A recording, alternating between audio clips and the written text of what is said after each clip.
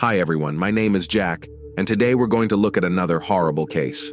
Jealousy is a terrible, often destructive force that can blind a person and push him to crime. It was jealousy that caused the tragedy that played out in Costa Rica a few years ago. This case went down in the history of forensics as the case of Gerardo Cruz.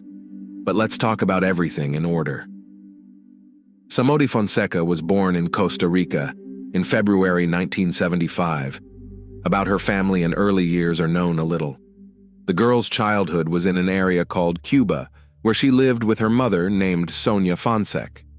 Samodi attended one of the local schools, and even then demonstrated her difficult and conflicted character. She did not tolerate rejection, often achieved what she wanted by force or deception. According to the memories of local residents, Samodi, thanks to her striking appearance and perfect figure, easily charmed men, but could not keep them. Samodi was very beautiful and skillfully used her appearance, but because of greed and vanity, put material wealth and self-interest above all else, which simply discouraged cavaliers after a short relationship. In addition, she was incredibly jealous and aggressive. In her youth, Samodi Fonsek, thanks to her doll-like appearance, worked for several years in the image of Barbie in one of the large bookstores of the company Universal. It was then that the girl received such a flattering nickname, firmly entrenched behind her for life. Soon after graduating from high school, Samodi had an affair with a successful journalist who worked on local television. The man's name was Osvaldo Fernando Baleri, and he was 16 years older than her.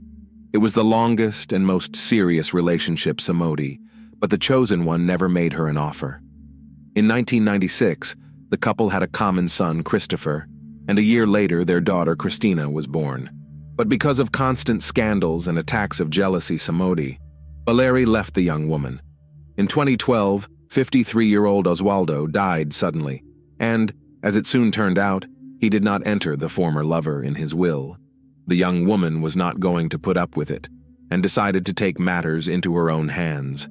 She went to the house of a former lover and actually seized it, changing the locks there so that relatives and heirs of the deceased could not get in. In addition, Samodi took some valuable items belonging to the deceased. The Baleri family members were quite outraged and immediately went to court to punish Samodi for the theft. The police forced the young woman to leave the house, but criminal proceedings against her were not initiated. Fonsek had many other romances, in particular, with one Miguel Angel Perez, from whom the woman gave birth to her third child, a daughter named Maria. According to some reports, this relationship was officially registered, but ended in divorce after a few years, although other sources claim that Samodi was not married. At the same time, she gave her youngest daughter her lover's surname without his knowledge or consent. It is a curious fact that some lovers of Barbie mysteriously disappeared or died under mysterious circumstances, but for a long time, for some reason, no one paid attention to it. So, for example, one of Samodi's lovers went missing, and according to relatives, it happened soon after he decided to break up with an irascible and aggressive lady. The man to this day has not been found, and many are sure that Fonsek is directly related to this case, but some irrefutable evidence of her guilt could not be found. Samodi's other former lover, whose name was Diaco, died tragically after breaking up with her. He was murdered, and everything looked like a failed robbery attempt, and the mysterious killers were never brought to justice. Again, everyone speculated about Samodi's involvement in the crime, but no hard evidence was found against her. However, her most famous victim was Gerardo Cruz. Cruz, a native of Costa Rica, he was born in December 1992 in the city of San Jose. His own father, the boy did not know, because he left the family before the birth of his son. His mother, Ana Patricia, soon married a man named Hermes Rodriguez, who adopted the baby and raised him as his own, and a few years later, Gerardo had a younger sister, Milena.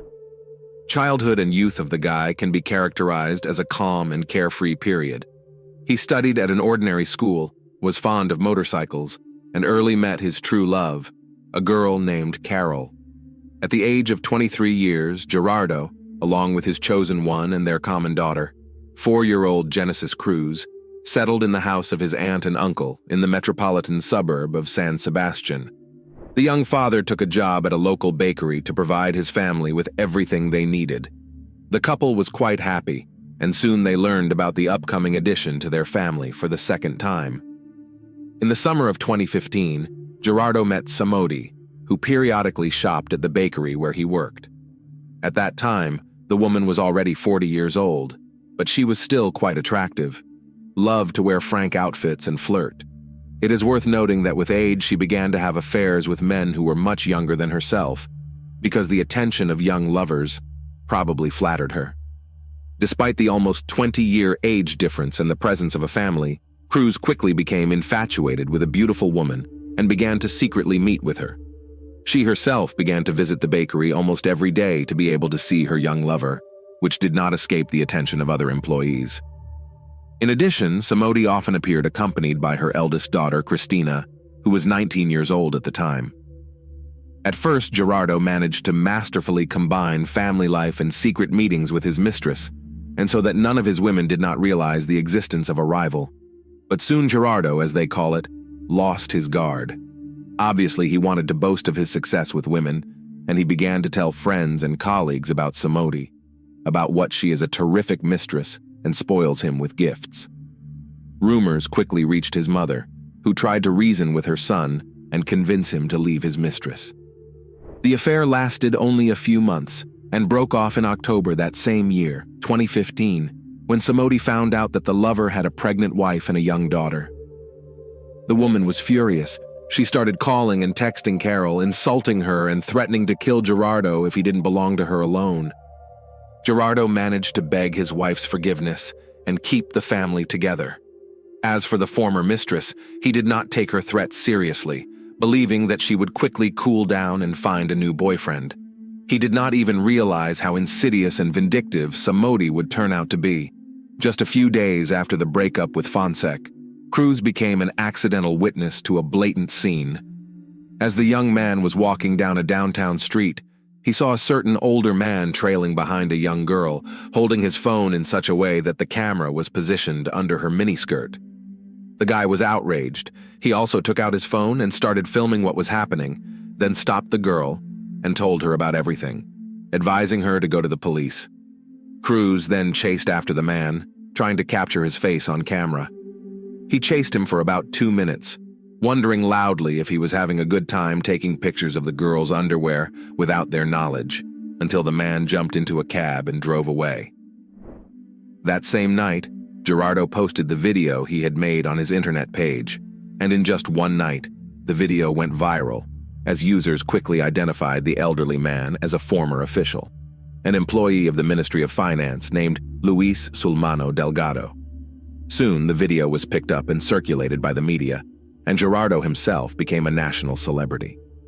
The young man was interviewed almost daily for print publications. He was invited to television and radio programs. He talked about the incident he had witnessed, condemned the actions of the former official, and said that he had no regrets about his action and would do it again. At the same time, experienced lawyers hired by Sulmano Delgado began working against Gerardo, accusing him of wrongdoing. They claimed that the distribution of the videotape made by the guy violated the law and were preparing a lawsuit against him in court. Cruz himself was quite surprised by this turn of events and did not understand why they can judge him, and not the man who committed such a disgusting act against an innocent girl. Gerardo gave his last interview on October 7th on the air of one of the local radio stations. He was sure that he was right and believed that he had nothing to fear. The next day, Gerardo had arranged to meet with his friend Oswald after work, but he abruptly canceled the meeting, citing a sudden emergency.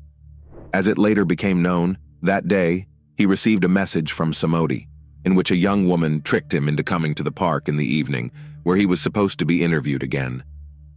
Gerardo didn't even suspect anything wrong and simply believed his former lover.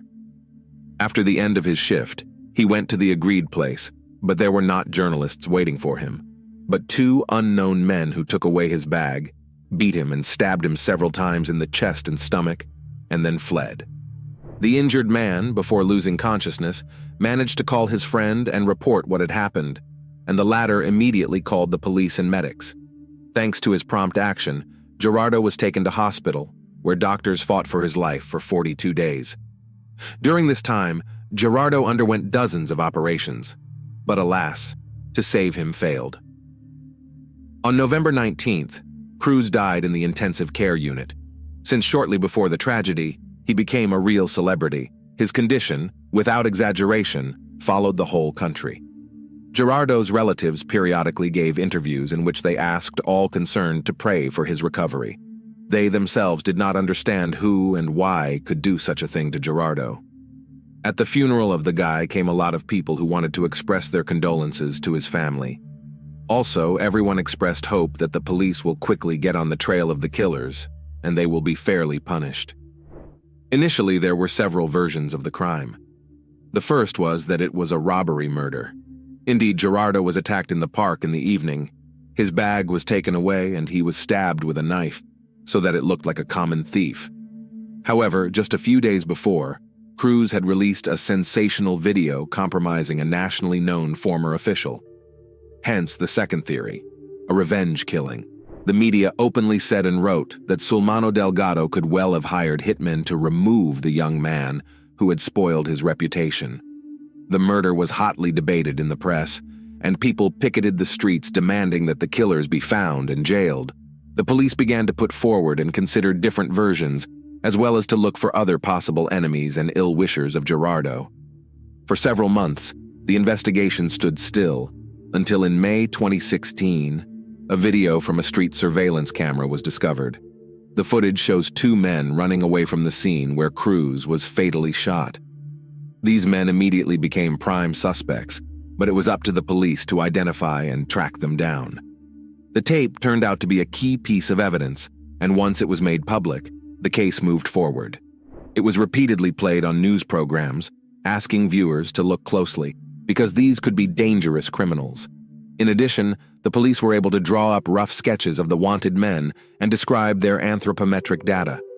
Soon the identity of one of the men was established because he himself decided to surrender to the police and cooperate with the investigation in the hope that it will help him to mitigate the sentence. Thanks to the information he provided, the investigation quickly came to several other accomplices, as well as the organizers of the crime, Samodi and her daughter Cristina. Soon all participants in the crime were taken into custody. In addition to the mother and daughter, several other men were arrested. Cab driver Ronald Archie, who found the perpetrators of the murder, laborer Cesar Chavez, who acted as an intermediary, and a young minor who was directly involved in the attack. Omar Costa, who had been following the victim and reporting his whereabouts on the day of the attack, was also later arrested. The roles and connections of all the participants in the crime were established through phone calls and text messages. The murder was ordered by Samodi, who had planned the whole thing carefully, including her daughter Cristina in the details of the plan. Together, they turned to their friends Ronald and Caesar to help them find a couple of hitmen to kill Gerardo and make it look like a robbery gone wrong in a night park. They were later joined by Omar, who had to make sure the victim went to the agreed-upon location. Samodi chose the date of the massacre herself, October 7th. On that day, she repeatedly contacted all the participants in the crime, assigned roles, and made sure that everyone followed the plan. In addition, the young woman demanded that after committing the crime to bring her something of the former lover's belongings as evidence. Cruz, after working his shift, headed straight for the park. He was sure that he was going for an interview, so he tried not to be late for the meeting. But at the agreed place, he was attacked, stabbed several times, and then took his bag and jacket, which were given to the customer as evidence.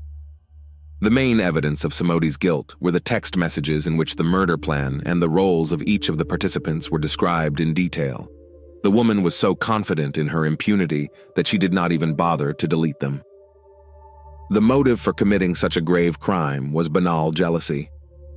The woman did not want to share a lover with his wife, and decided that if he was not with her, then no one would get it. She thought everything through and involved in her criminal plan her own daughter, who helped her in everything. Mother and daughter were immediately taken into custody, and the fact that to release them on bail was out of the question, because the criminals would probably make an attempt to escape and leave the country.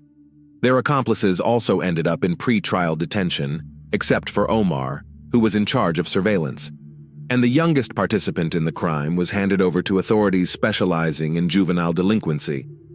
The investigation lasted about a year and a half, and only in December 2017, the trial of all participants in the criminal conspiracy began. In addition, it turned out that Samodi had previously been brought to criminal responsibility several times. In particular, she was arrested for forging documents to receive state payments, but then she got off with only a fine.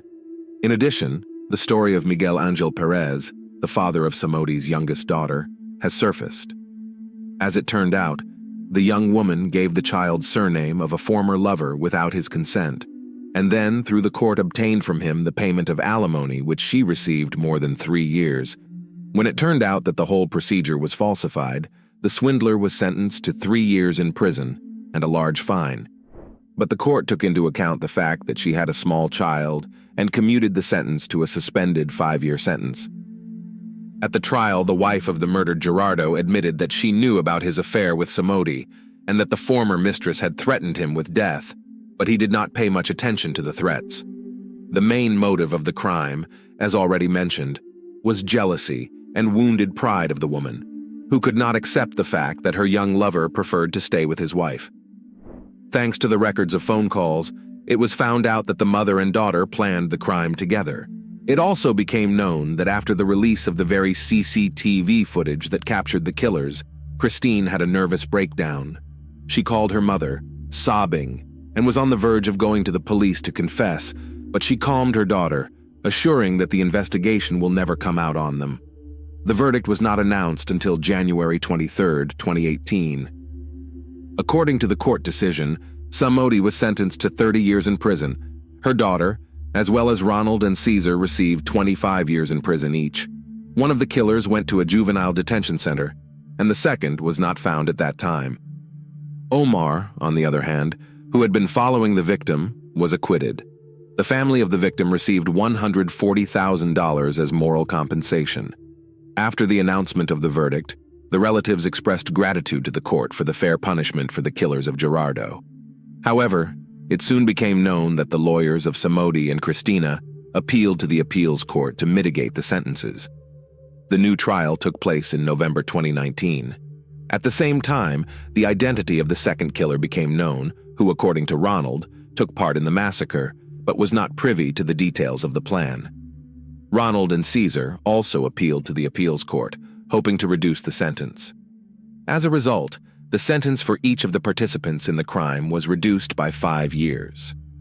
Now, Samodi is serving his 25-year sentence in one of the women's prisons in Costa Rica. As it became known in the summer of 2020, she registered a marriage with a woman with whom she met in prison.